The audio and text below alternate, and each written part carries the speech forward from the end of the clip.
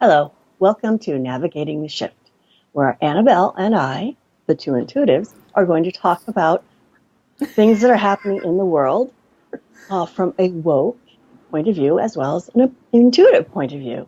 Today we're going to be talking about what the hell is going on with the wall The between the U.S. wall. and Mexico. Good God, the wall. What's it really about anyway? As well as looking at the divide and conquer strategies that the negative energy, the deep state, whatever you want to call them, use to weaken us, and how we can use our healed, empowered feminine energy to overcome those strategies and reunite.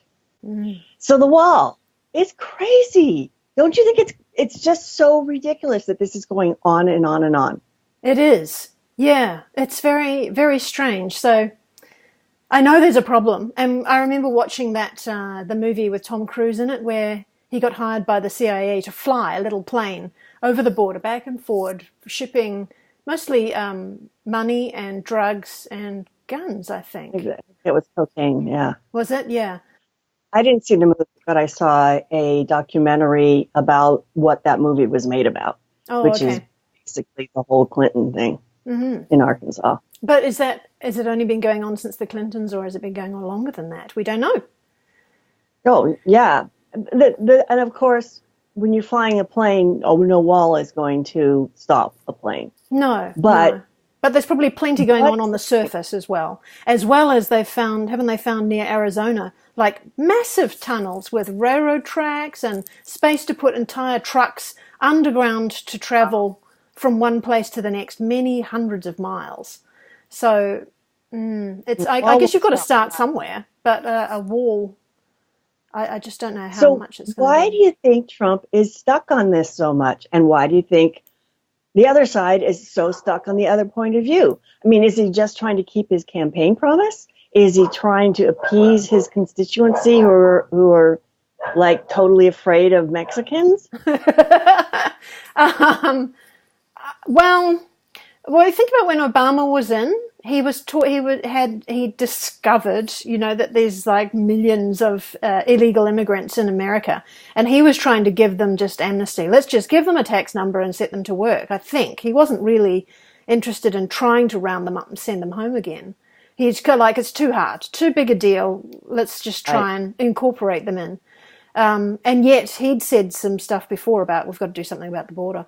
But I didn't remember so much about the wall, talking about the wall on the campaign. What I remember that everybody was jumping up and down about was that he was saying we have a problem with our borders anyway, not just with Mexico, but all around the block.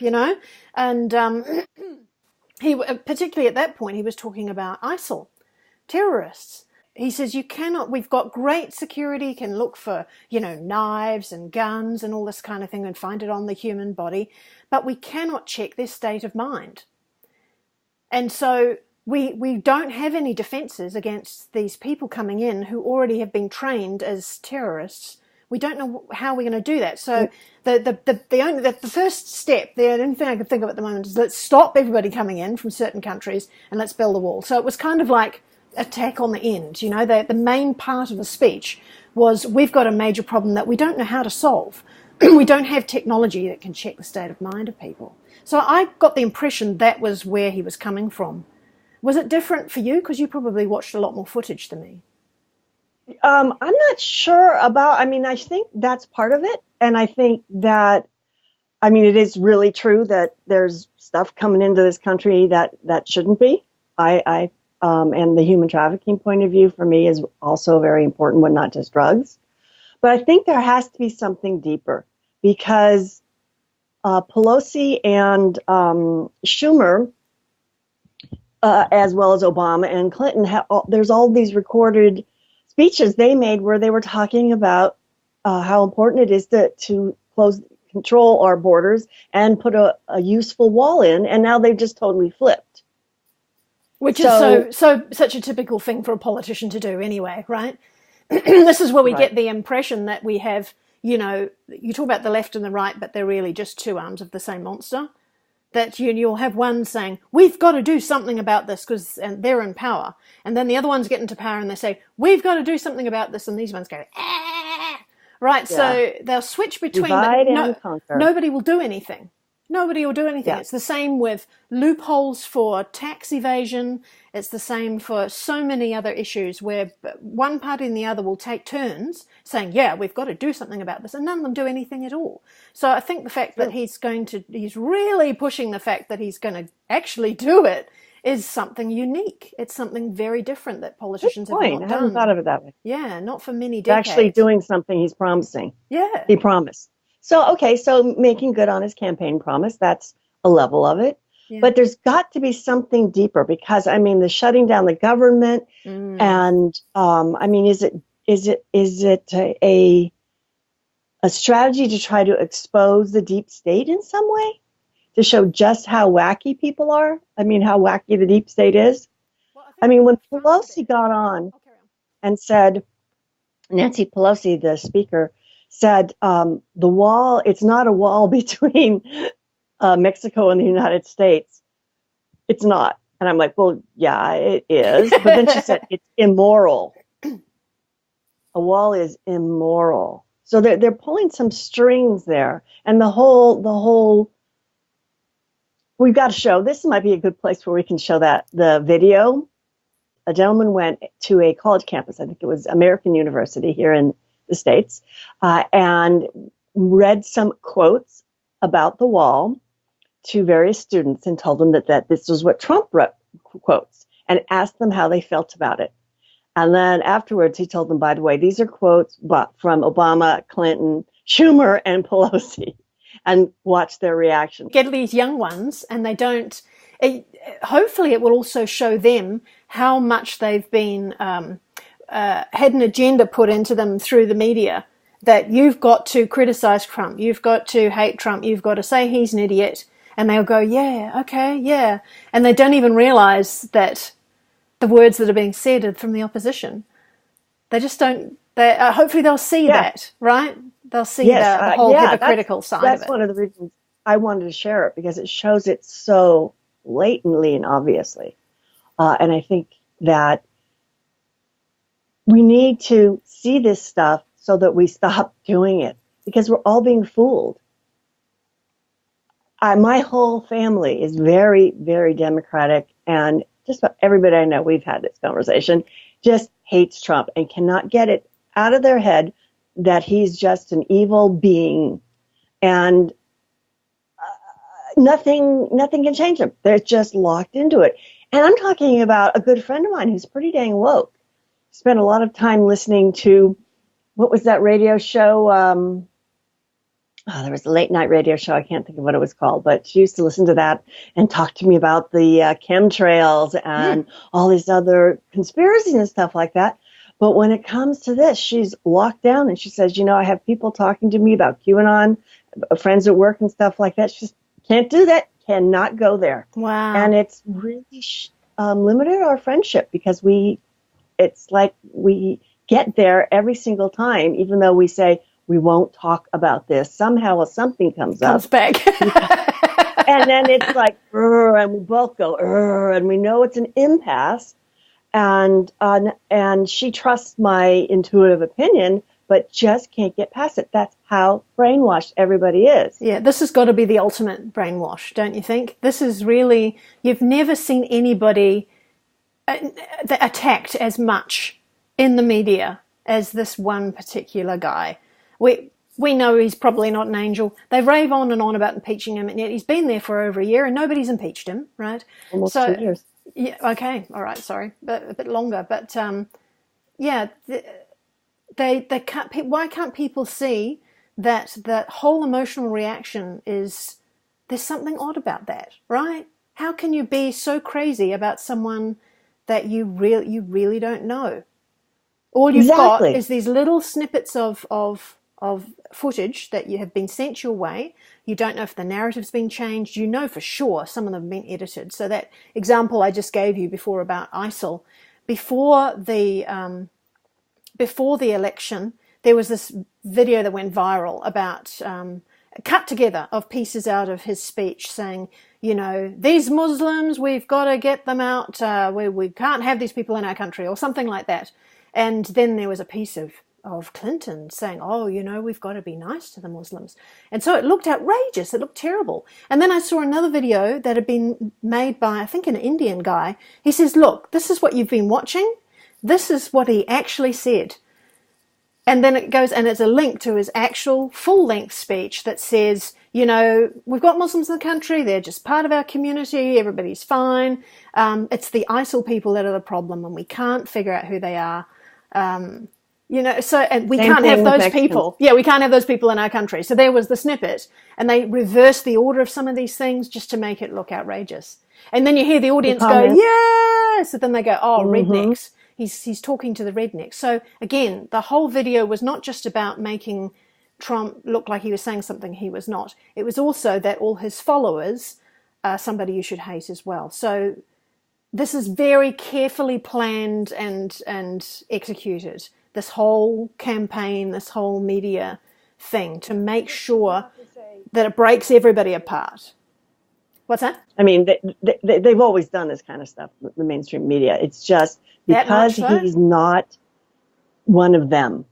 Although I did see a video of Trump where he was saying, what was it? I've been on the inside, I think it was. I've been on the inside, and it's really nice on the inside, And I just thought, yeah, he's no angel. Yeah. He's traveled to Epstein's. He's been at Epstein's house or something like that, and he's traveled on his plane, although I couldn't find whether it was actually a flight to the Lolita Island or not, because there's their lawyer, Epstein's lawyer, who they said, oh, we can see his name on the list over and over, but it's taking him from one airport in the United States to another one. He's just using his boss's plane, so that's not the same. So you've got to really be careful and listen to go into, I think you have to go into more detail. You've got to hone your intuition skills. Yeah. And when Trump first got elected, my family would tell me, oh, he's doing this and he's tweeting this stuff and he's such an idiot. And I thought, well, I'm going to actually get on his Twitter and see what he's actually saying. None of them did. And they're like, oh, how could you stand to do that? And every comment he makes, and I know he does it to incite, because he's not so stupid, I don't think, that he would say this stuff without intent. But you can look at the comments afterwards, and it's vile. This man has so much hate coming at him. It's unbelievable. Yeah, it's a heavy burden. So we don't really know how innocent he is, but we get for me anyway, I get the impression his intent now is heading in the right direction. It's for freeing up. And there's actually at the moment 2 different things that are currently in Congress. I'll see if I can find the links for them. One is to create a gold-backed currency again, which is what JFK was trying to do at the time he was removed. And the other is to close down the Inland Revenue Department and change it to a sales tax that is governed by each individual state. Now, that is huge. Right. Like no Inland Revenue Department. Sales tax on non-necessary items. That's incredible. I know. God, wouldn't that be great? And if you try and put that on Facebook, it gets deleted. Or I put it on my page and there were no comments, so it doesn't show up in anybody's news feed. This is a direct link to Congress. It's not a lie. It's not rubbish. It's actual facts. And nobody saw it. Nope. So what do we do about this? It exists. There's this divide and conquer strategy that's been going on forever. How do we get past it? What do you think? I think for each of us, we have to let go the emotions. It's so easy to get caught up in other people's emotions and follow whatever they're doing, whether it's your friend or whether it's somebody on the television. Or somebody who you think you can trust in their opinion, and follow their opinion. We have to stop doing that. We've really got to tune back in. Unless it's us. No, we can be wrong too. Serious, we can.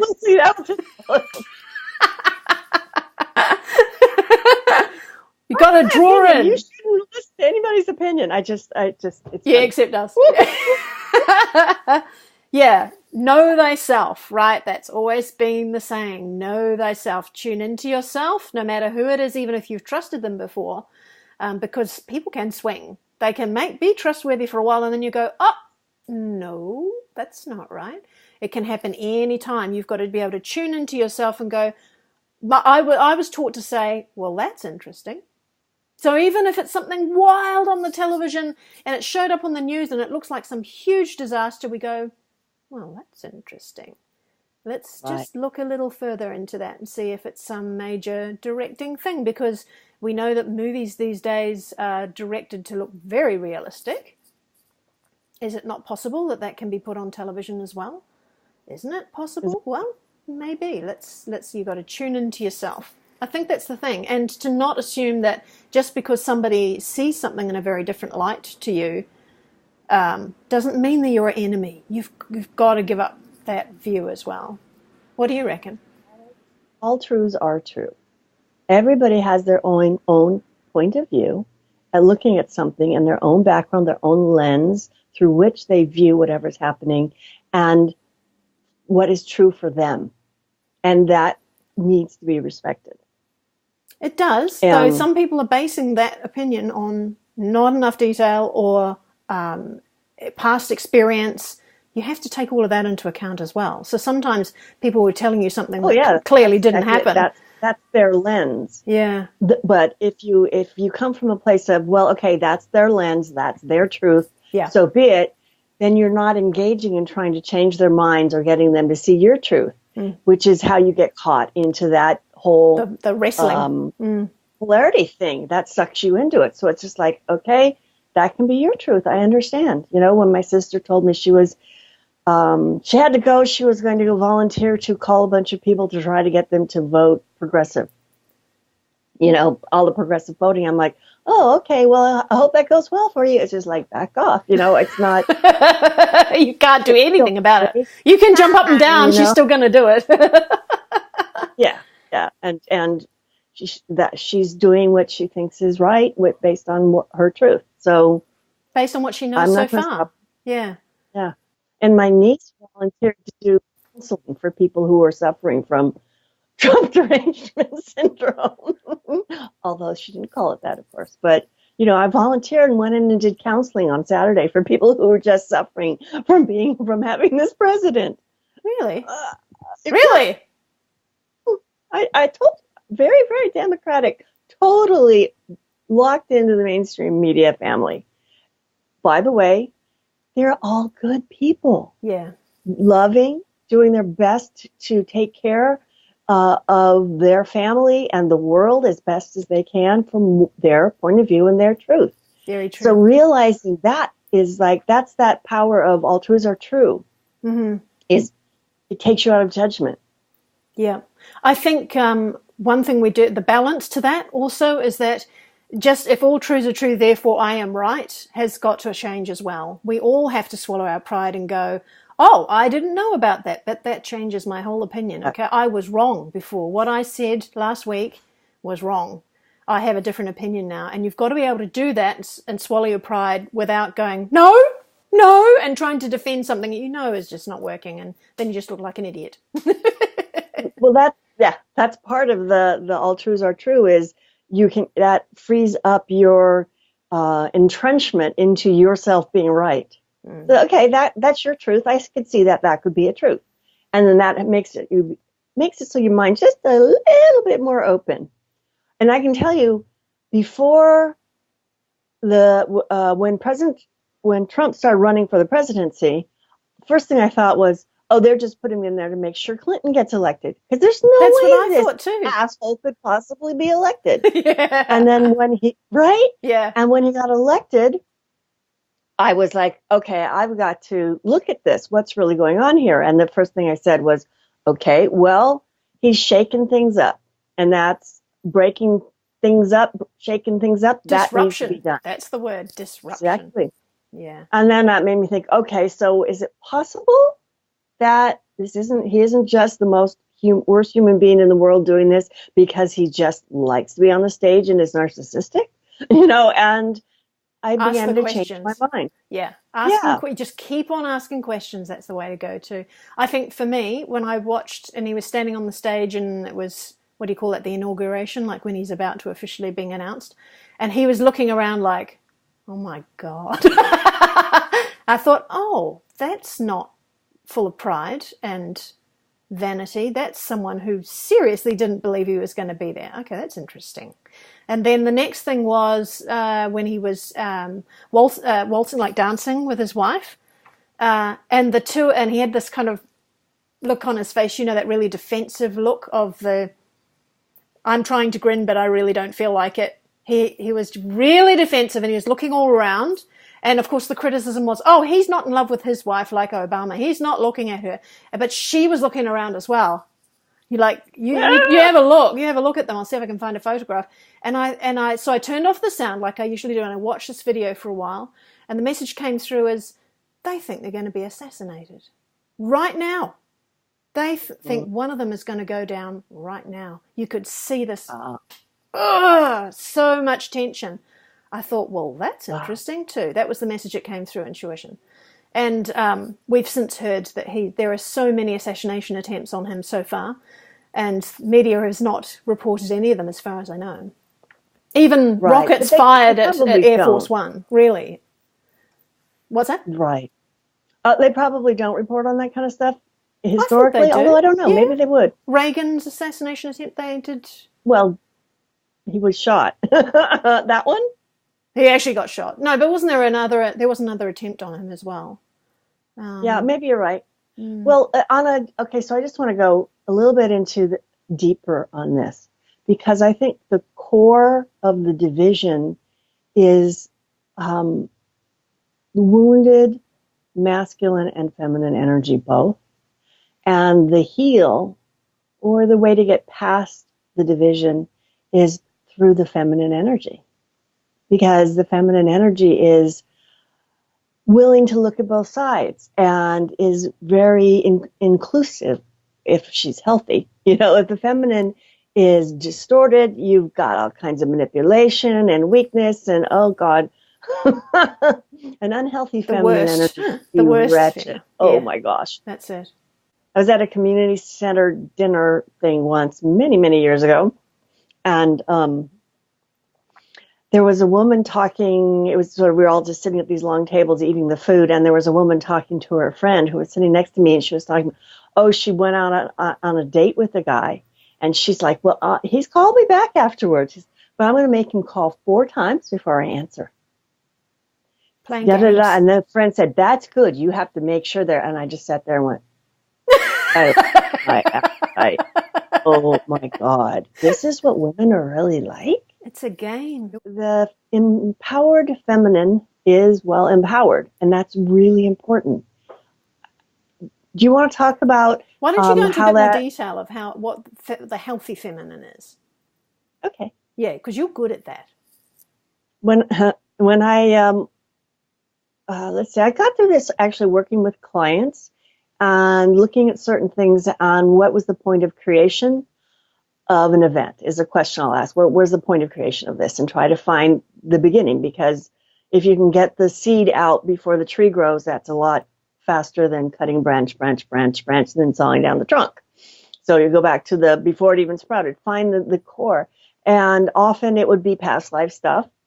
But occasionally we started getting these things to they weren't even physical. It would be, I think, before the person started incarnating physically and were spirits or something, but it's sort of it would be like a spiritual Star Wars. It would be the energy of it. And I could feel the feminine energy there and in that space. And it was so different from the mass than the way it is now. And to explain that sort of war, the way I looked at it was, I think this might have been when souls first were separated from source, from creator. And it was uncomfortable. It was like, no, I want to go back. That was home. That felt good. Maybe I can get back there if I take this energy from this person. Maybe if I get enough of that, that'll get me back. Oh. From this, it's not a person, it's a being. Or maybe if I, that kind of thing. That's sort of the energy of it. And the intent with that was to get back to unity, but it was expressed in a divisive way, I guess you could say.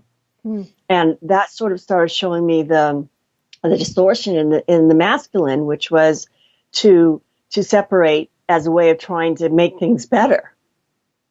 How does that You work? follow what I mean? Not quite. Separate to make it better. Yeah.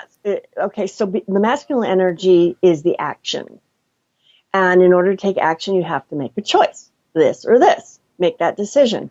And if you're in an unhealthy masculine, then it's like, I'm going to go for this one because this one looks best now. And there's not the comparing, contrasting, consideration. There's not connecting to the feminine energy, which uses intuition. Yep. So, left brain, this is your linear. Yep. Logical. That's masculine, logical, linear, masculine. Right brain is intuitive and expansive and inclusive. The feminine energy then felt like, well, I guess you could be more of the creatrix energy, the spark.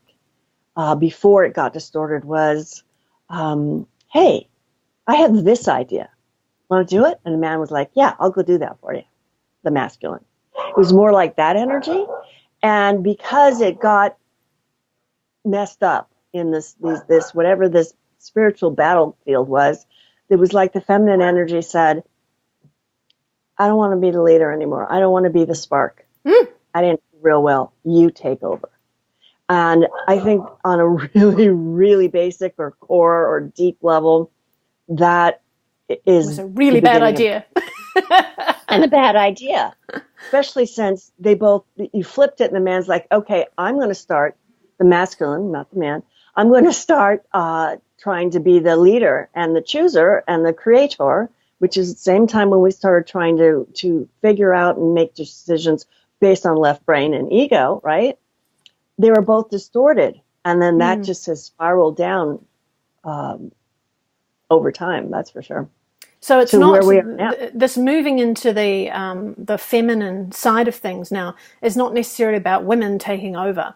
It's more a way of thinking, isn't it? It's a way of changing that we don't move so fast unless it's an intuitive move, which you could in theory be able to do really fast. But you've got to be able to take everything in, be all encompassing. And you can usually only do that by talking to people. So, if we have country leaders that are getting out there and talking to each other and finding out those points of view that we were talking about earlier on and finding out all the truths, only then can they start to come to a conclusion where it's going to be a win-win-win-win-win-win-win situation. It's not going to be one person going, this is how it'll be, and I'm going to point my guns at you if you disagree with me. It doesn't seem to be that negotiating is happening anymore in that way. You have a look at what's happened with Trump. He's gone and shook hands with these people. It's not with Merkel, I noticed, but that was interesting. So with Putin and China and North Korea and all of these things, it's going talking to each other, and it's not about threats. It's about let's hear all the sides of the story, and we can do that on a personal level as well, I think. Stop throwing ourselves out there in a masculine way going, I know, I've got the answer, when we've only got 5% of the information we need, or we haven't tuned into intuition. By finding that nurturing and, like you said, the whole, what is it when you have the vessel of all that, the one that encompasses all, that's the feminine, to be able to take in as much as you can, as well as tune into the intuition and go, okay, I can see now this is going to be the wisest decision, and move a little bit slower. That may be a good way to move ahead. Yeah. But taking it all in is the thing, isn't it? Yes. And getting back to that, what I was talking about, the feminine saying you take over, what I really liked about picking that up was it took away victimhood. You know how women are all going, oh, men are so horrible to us. Yeah. It's all their fault. And, we want to get our power, so we're going to start acting like men because they have all the power. But to realize, no, wait, she said, can you handle this for me? Because I'm kind of screwed it up. I don't want to do it anymore. I don't want to be the one who's responsible for this mess. So it's up to us to take responsibility then, isn't it? That's right. And of course, each person has masculine and feminine energy within them. And so to allow your intuitive, inclusive self not only to be active and observing, but to actually make choices and let your masculine take action based on those choices. I would say that you and I chose to start this show from that point of view. I think so, yeah. Because we both said we wanted to have a feminine energy point of view looking at, as well as, of course, intuitive and woke, looking at the stuff that's going on, because there are a whole lot of channels that are really great information, but I'm not seeing a whole lot of feminine energy in it. Not a lot of intuition, no. Even if they're women, they have, the ones I've seen have a high masculine energy women. So just, to bring in, and, a whole empowered feminine energy, a healed feminine energy, I guess, is not weak. No. If you look at goddesses as representations of feminine energy, I mean, think of Pele, who's the goddess of the volcano, right? I mean, that is not a weak energy, and there's a whole lot of them. Durga, and Kali from India as well. Durga riding her tiger and all of that. There's a lot of very powerful feminine energy. So if she's willing to take the responsibility and say, nope, this is what I want. This is what I'm choosing. You guys make that happen. That's very different. Very different. Very different. And I can tell you, men love that. I mean, just getting back to like a human level, I needed to do something with my license plate. And I didn't have the right bolts. And it didn't line up. That's right. The thing didn't line up with the holes in the license plate or something.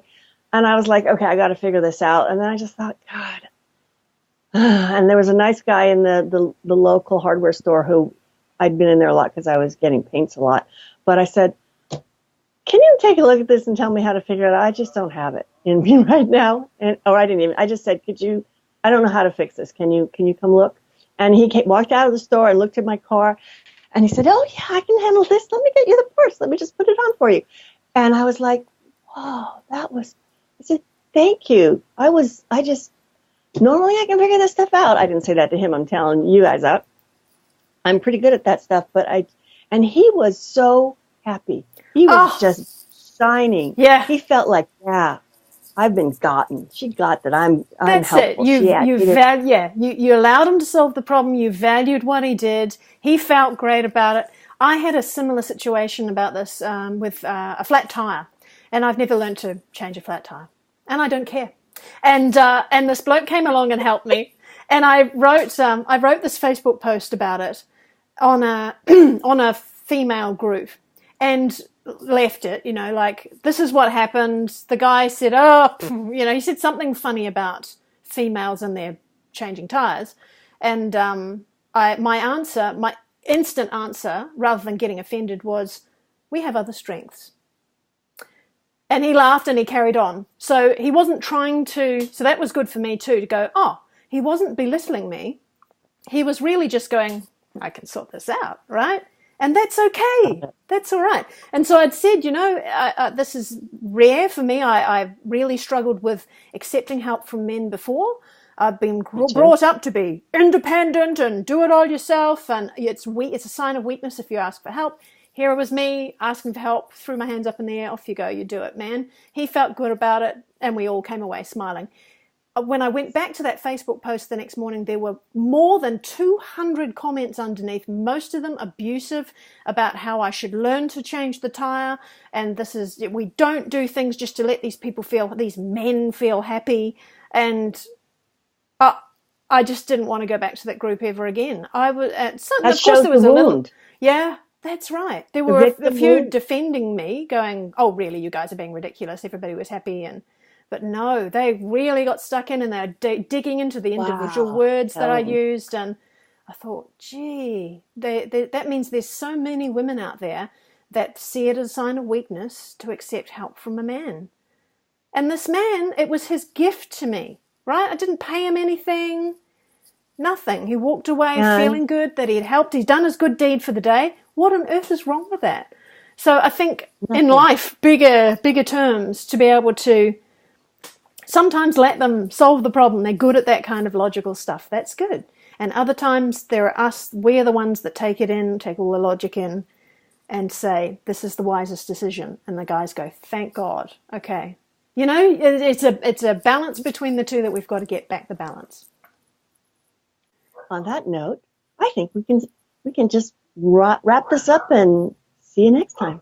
Before we go, I did want to mention that coming up during the eclipse on January 21st for me, which is the 22nd for you, Annabelle. Yep.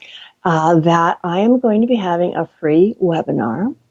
And the point of the webinar is for us to bring in the healthy, empowered feminine energy and the new earth energy, and to really activate that in ourselves and expand it into the collective consciousness and really use that with a big group. There's people meditating all around the planet.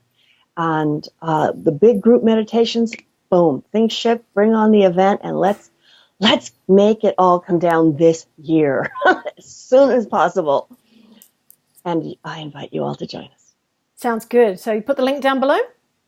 Oh, yes. Till next week. Bye-bye.